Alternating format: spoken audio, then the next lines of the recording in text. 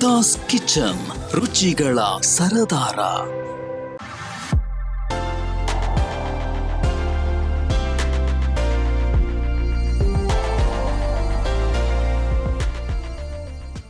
ಎಲ್ಲ ವೀಕ್ಷಕರಿಗೂ ಗೌರಿ ಗಣೇಶ ಹಬ್ಬದ ಹಾರ್ದಿಕ ಶುಭಾಶಯಗಳನ್ನು ಹೇಳ್ತಾ ಇವತ್ತಿನ ಈ ವಿಡಿಯೋನ ಶುರು ಮಾಡ್ತಾ ಇದ್ದೀನಿ.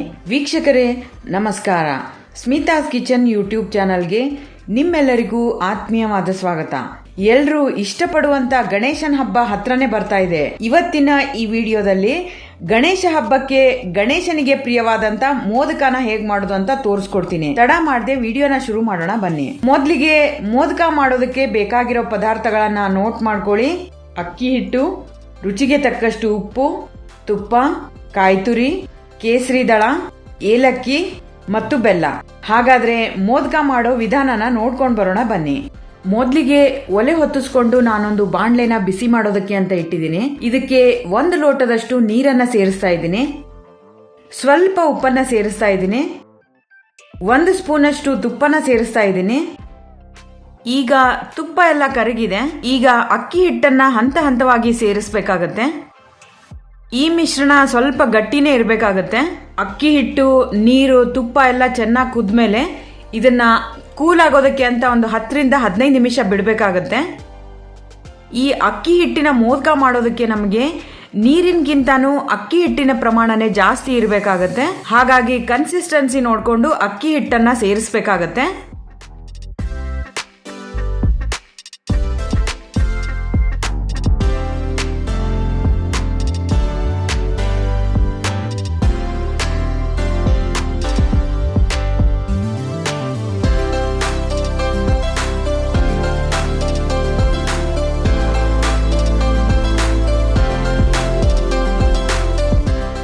ಈಗ ಅಕ್ಕಿ ಹಿಟ್ಟೆಲ್ಲ ಚೆನ್ನಾಗಿ ಬೆಂದಿದೆ. ಕೂಲ್ ಆಗೋದಕ್ಕೆ ಅಂತ 10 ರಿಂದ 15 ನಿಮಿಷ ಇದನ್ನ ಬಿಡಬೇಕಾಗತ್ತೆ. ಅಷ್ಟರಲ್ಲಿ ನಾವು ಸ್ಟಫಿಂಗ್ ಅನ್ನ ರೆಡಿ ಮಾಡ್ಕೊಳ್ಳೋಣ ಬನ್ನಿ. ಮೊದಲಿಗೆ ನಾನೊಂದು ಮಿಕ್ಸಿ ಜಾರ್ನ ತಗೊಂಡಿದ್ದೀನಿ. ಇದಕ್ಕೆ ನಾನು 1 ಬೌಲ್ ಅಷ್ಟು ಕಾಯಿ ತುರಿನ ಸೇರಿಸ್ತಾ ಇದ್ದೀನಿ. ಮೊದಲಿಗೆ ನಾವು ಕಾಯಿ ತುರಿನ ಮಿಕ್ಸಿ ಮಾಡ್ಕೊಂಡ್ರೆ ಸ್ಟಫಿಂಗ್ ತುಂಬಾ ಚೆನ್ನಾಗಿ, ತುಂಬಾ ಸಾಫ್ಟ್ ಆಗಿ ಮತ್ತು ಅಷ್ಟೇ ಹದವಾಗಿ ಬರುತ್ತೆ. ಈಗ ಕಾಯಿ ತುರಿನೆಲ್ಲ ನುಣ್ಣಗೆ ಮಿಕ್ಸಿ ಮಾಡ್ಕೊಂಡಾಗಿದೆ. ಈಗ ಒಲೆ ಹೊತ್ತಿಸ್ಕೊಂಡು ನಾನೊಂದು ಕಡಾಯಿನ ಇಟ್ಟಿದ್ದೀನಿ. ಕಡಾಯಿ ಬಿಸಿ ಆದ್ಮೇಲೆ ನುಣ್ಣಗೆ ಮಿಕ್ಸಿ ಮಾಡ್ಕೊಂಡಂತ ಕಾಯಿ ತುರಿನ ಸೇರಿಸ್ತಾ ಇದ್ದೀನಿ. ಕಾಯಿ ತುರಿನ ಎಷ್ಟು ತಗೊಂಡಿದೀವೋ ಅದೇ ಪ್ರಮಾಣದಲ್ಲಿ ಬೆಲ್ಲನೂ ಸಹ ಸೇರಿಸ್ತಾ ಇದ್ದೀನಿ. 1 ಬೌಲ್ ಅಷ್ಟು ಕಾಯಿ ತುರಿಗೆ 1 ಬೌಲ್ ಅಷ್ಟು ಬೆಲ್ಲನ ಸೇರಿಸ್ತಾ ಇದ್ದೀನಿ. ಏಲಕ್ಕಿ ಪುಡಿನ ಸೇರಿಸ್ತಾ ಇದ್ದೀನಿ. ಈಗ ಇದಕ್ಕೆ ಸ್ವಲ್ಪನೂ ನೀರು ಹಾಕದೆ ಸಣ್ಣ ಉರಿಯಲ್ಲೇ ಬೇಯಿಸ್ಕೊಳ್ಬೇಕಾಗತ್ತೆ. ಈಗ ಕಾಯಿ ತುರಿ ಕಲರ್ ಎಲ್ಲ ಚೇಂಜ್ ಆಗಿ ಬೆಲ್ಲದ ಕಲರ್ ಬರೋವರೆಗೂ ಇದನ್ನ ಸಣ್ಣ ಉರಿಯಲ್ಲೇ ಕುದಿಸ್ಕೊಳ್ಬೇಕಾಗತ್ತೆ.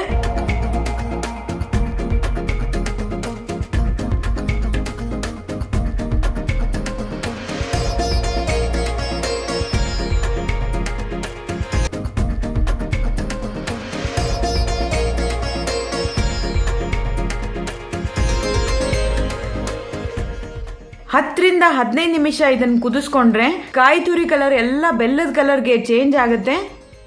ವೀಕ್ಷಕರೇ ನೋಡ್ತಾ ಇರ್ಬೋದು ನೀವು, ಈ ಮಿಶ್ರಣ ತುಂಬಾ ಚೆನ್ನಾಗಿ, ತುಂಬಾ ಹದವಾಗಿ ರೆಡಿ ಆಗಿದೆ. ಇದರಲ್ಲಿ ಸ್ವಲ್ಪನೂ ನೀರಿನ ಅಂಶ ಇರಬಾರ್ದು. ಅಲ್ಲಿವರೆಗೂ ಈ ಮಿಶ್ರಣನ ಕುದಿಸ್ಕೊಳ್ಬೇಕಾಗತ್ತೆ. ನಾವು ಈ ಮಿಶ್ರಣನ ಎಷ್ಟು ಸಾಫ್ಟ್ ಆಗಿ ರೆಡಿ ಮಾಡ್ತೀವೋ ಅಷ್ಟೇ ಚೆನ್ನಾಗಿ ಮೋದಕನೂ ಕೂಡ ರೆಡಿ ಆಗುತ್ತೆ. ಕಾಯಿ ತುರಿ ಮತ್ತೆ ಬೆಲ್ಲ ಮತ್ತೆ ಏಲಕ್ಕಿ ಪೌಡರ್ ತುಂಬಾ ಚೆನ್ನಾಗಿ ಹದವಾಗಿ ರೆಡಿ ಆಗಿದೆ. ಎಲ್ಲ ಮಿಶ್ರಣ ಅಂತೂ ಬೆಲ್ಲದ ಕಲರ್ಗೆ ಚೇಂಜ್ ಆಗಿದೆ. ಕಾಯಿ ತುರಿನ ಮಿಕ್ಸಿ ಮಾಡ್ಕೊಳ್ಳೋದ್ರಿಂದ ಈ ಮಿಶ್ರಣ ತುಂಬಾ ಹದವಾಗಿ ಮತ್ತು ಅಷ್ಟೇ ಸಾಫ್ಟ್ ಆಗಿ ರೆಡಿ ಆಗುತ್ತೆ. ಈ ಕಾಯಿ ತುರಿ ಮತ್ತೆ ಬೆಲ್ಲದ ಮಿಶ್ರಣ ಹದವಾಗಿ ರೆಡಿ ಆಗೋದಕ್ಕೆ 10 ರಿಂದ 15 ನಿಮಿಷ ಸಮಯ ಬೇಕಾಗತ್ತೆ. ಈಗ ಈ ಮಿಶ್ರಣ ಎಲ್ಲ ರೆಡಿ ಆಗಿದೆ. ಈ ಮಿಶ್ರಣನ 5 ರಿಂದ 10 ನಿಮಿಷ ಕೂಲ್ ಆಗೋದಕ್ಕೆ ಅಂತ ಬಿಡಬೇಕಾಗತ್ತೆ. ಈಗ ನಾವು ಸ್ಟಫಿಂಗ್ ನ ರೆಡಿ ಮಾಡ್ಕೊಳ್ಬೇಕಾಗತ್ತೆ. ಕೈಗೆ ಸ್ವಲ್ಪ ತುಪ್ಪನ ಸವರ್ಕೊಂಡು ಎಲ್ಲ ಹೂರ್ಣನು ಕೂಡ ಇದೇ ತರ ರೆಡಿ ಮಾಡಿಟ್ರೆ ಮೋದಕ ಮಾಡೋದಕ್ಕೆ ತುಂಬಾ ಈಸಿ ಆಗತ್ತೆ ಅಂತ ಈ ತರ ರೆಡಿ ಮಾಡಿ ಇಟ್ಕೊಂಡಿದ್ದೀನಿ.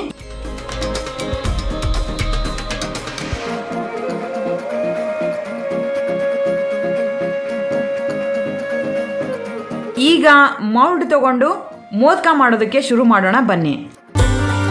ಸ್ವಲ್ಪ ಕೇಸರಿ ದಳಗಳನ್ನ ತಗೊಂಡಿದ್ದೀನಿ. ಲಾಸ್ಟಿಗೆ ಗಾರ್ನಿಶಿಂಗಿಗೆ ಅಂತ ಕಲರ್ ಬರೋದಕ್ಕೆ ಇದಕ್ಕೆ ಸ್ವಲ್ಪ ಅರ್ಧ ಟೀ ಸ್ಪೂನ್ ಅಷ್ಟು ಹಾಲು ಹಾಕಿದ್ರೆ ಸಾಕಾಗತ್ತೆ. ತುಂಬಾ ಚೆನ್ನಾಗಿರೋ ಮತ್ತು ತುಂಬಾ ಅದ್ಭುತವಾದಂತ ಆರೆಂಜ್ ಕಲರ್ ಬರುತ್ತೆ. ಹಾಗಾಗಿ ಈ ಕೇಸರಿ ದಳಕ್ಕೆ ನಾನು ಬರೀ ಅರ್ಧ ಟೀ ಸ್ಪೂನ್ ಅಷ್ಟು ಹಾಲನ್ನು ಸೇರಿಸ್ತಾ ಇದ್ದೀನಿ. 10 ರಿಂದ 15 ನಿಮಿಷ ಆದ್ಮೇಲೆ ಇದೆಲ್ಲ ಕಲರ್ ಎಲ್ಲ ಬಿಟ್ಕೊಂಡ್ಬಿಡುತ್ತೆ. ಲಾಸ್ಟಿಗೆ ಗಾರ್ನಿಶಿಂಗಿಗೆ ಇದನ್ನ ಯೂಸ್ ಮಾಡೋಣ. ಈಗ ಮೊದಲೇ ರೆಡಿ ಮಾಡಿದಂಥ ಅಕ್ಕಿ ಹಿಟ್ಟಿನ ಮಿಶ್ರಣನ ಸ್ವಲ್ಪ ಹದವಾಗಿ ಕೈಯಿಂದ ಕಲಿಸ್ಕೊಳ್ಬೇಕಾಗತ್ತೆ. ಬೇಕು ಅಂತಂದ್ರೆ ಸ್ವಲ್ಪ ತುಪ್ಪ ಸಹನು ಸೇರಿಸ್ಕೊಳ್ಬಹುದು. ಈಗ ನಾನಿಲ್ಲಿ ಮೋದಕದ ಮೌಲ್ಡ್ ಅನ್ನ ತಗೊಂಡಿದ್ದೀನಿ. ಬೇಕು ಅಂತಂದ್ರೆ ಕೈಯಿಂದನೂ ಸಹ ಮಾಡ್ಬೋದು, ಆದ್ರೆ ಮೌಲ್ಡ್ ಅಲ್ಲಿ ಹಾಕಿ ಮಾಡಿದ್ರೆ ಮೋದಕದ ಶೇಪ್ ತುಂಬಾ ಚೆನ್ನಾಗಿ ಬರುತ್ತೆ ಅಂತ ನಾನಿಲ್ಲಿ ಈ ಮೌಲ್ಡ್ ನ ತಗೊಂಡಿದ್ದೀನಿ.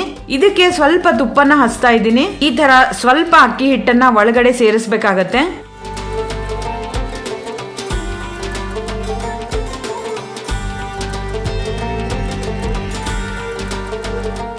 ಈಗ ಸ್ಟಫಿಂಗಿಗೋಸ್ಕರ ನಾನಿಲ್ಲಿ ಸ್ವಲ್ಪ ಜಾಗನ ಮಾಡಿ ಇದರಲ್ಲಿ ಸ್ಟಫಿಂಗ್ ನ ಸೇರಿಸ್ತಾ ಇದ್ದೀನಿ. ಹಿಡಿಸುತ್ತೋ ಅಷ್ಟು ಸ್ಟಫಿಂಗ್ ನ ಸೇರಿಸಬೇಕಾಗತ್ತೆ. ಮತ್ತೆ ಹಾಗೆ ಈ ಮೋಲ್ಡ್ ಕೆಳಗಡೆ ಓಪನ್ ಇರೋದ್ರಿಂದ ಸ್ವಲ್ಪ ಅಕ್ಕಿ ಹಿಟ್ಟನ್ನ ಇಲ್ಲಿ ಪ್ಯಾಚ್ ಮಾಡ್ಬೇಕಾಗತ್ತೆ. ಈಗ ಇದನ್ನ ಡಿ ಮೋಲ್ಡ್ ಮಾಡ್ತಾ ಇದ್ದೀನಿ. ತುಂಬಾ ಅದ್ಭುತವಾದಂತ ಮೋದಕ ರೆಡಿ ಆಗಿದೆ. ನೋಡಿದ್ರೇನೆ ತುಂಬಾ ಖುಷಿ ಆಗುತ್ತೆ. ಯಾಕೆಂದ್ರೆ ನಾವು ಕೈಯಿಂದ ಮಾಡಿದ್ರು ಇಷ್ಟು ನೀಟಾಗಿ ಮತ್ತೆ ಈ ಶೇಪ್ ಅಲ್ಲಿ ಮಾಡೋದಕ್ಕೆ ತುಂಬಾ ಕಷ್ಟ ಆಗುತ್ತೆ. ಹಾಗಾಗಿ ನಾನಿಲ್ಲಿ ಮೌಲ್ಡ್ ನ ಯೂಸ್ ಮಾಡ್ತಾ ಇದ್ದೀನಿ. ಮೊದಲೇ ಹೇಳಿರೋ ಹಾಗೆ ಫಸ್ಟಿಗೆ ಮೌಲ್ಡ್ ಅಲ್ಲಿ ಅಕ್ಕಿ ಹಿಟ್ಟಿನ ಮಿಶ್ರಣ ಸೇರಿಸಬೇಕಾಗತ್ತೆ. ಇದಕ್ಕೆ ಎಷ್ಟು ಬೇಕೋ ಅಷ್ಟು ಸ್ಟಫಿಂಗ್ ನ ಸೇರಿಸಿ ಕೆಳಗಡೆ ಅಕ್ಕಿ ಹಿಟ್ಟಿನಿಂದ ಮತ್ತೆ ಪ್ಯಾಚ್ ಮಾಡಬೇಕಾಗತ್ತೆ. ಇದನ್ನ ಡಿ ಮೌಲ್ಡ್ ಮಾಡಿದ್ರೆ ಅದ್ಭುತವಾದಂತ ಮೋದಕ ರೆಡಿ ಆಗುತ್ತೆ.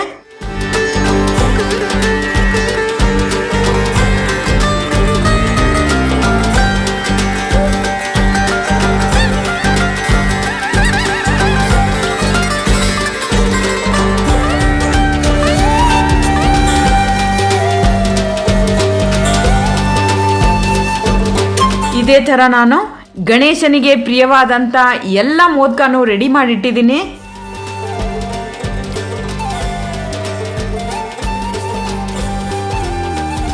ಗಣೇಶನಿಗೆ ಪ್ರಿಯವಾದಂತ ಮೋದಕ ಎಲ್ಲ ರೆಡಿ ಆಗಿದೆ.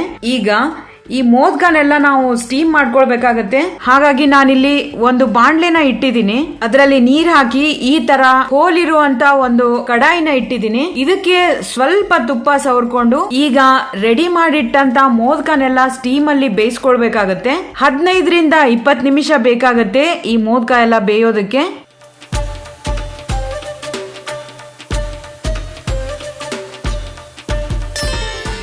ಗಣೇಶನ ಹಬ್ಬಕ್ಕೆ ಮೋದಕ ಏನೋ ನಾವು ರೆಡಿ ಮಾಡಿಬಿಡ್ತೀವಿ, ಆದರೆ ಈ ಮೋದಕನ ಎಣ್ಣೆಯಲ್ಲಿ ಕರಿಯೋ ಹಾಗಿಲ್ಲ. ಹಾಗಾಗಿ ಈ ಮೋದಕನೆಲ್ಲ ಸ್ಟೀಮಲ್ಲೇ ಬೇಯಿಸ್ಬೇಕಾಗತ್ತೆ.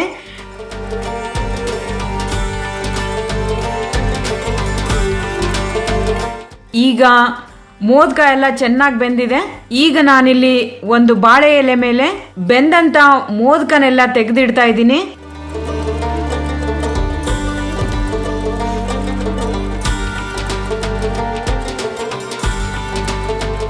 ಎಲ್ಲ ಮೋದಕಕ್ಕೂ ಈ ಕೇಸರಿ ದಳಗಳಿಂದ ಗಾರ್ನಿಶ್ ಮಾಡ್ತಾ ಇದ್ದೀನಿ.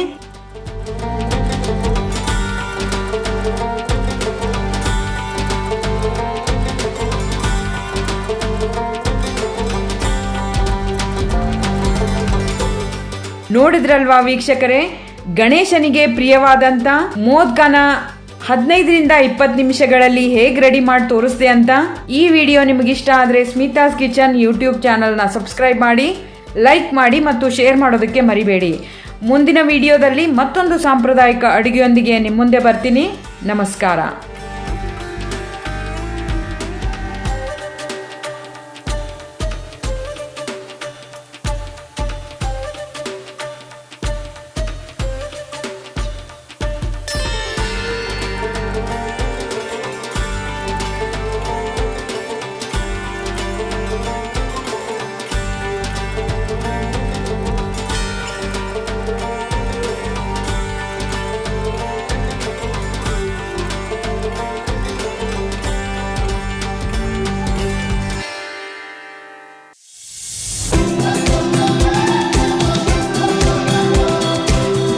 ಸ್ಮಿತಾಸ್ ಕಿಚನ್, ರುಚಿಗಳ ಸರದಾರ.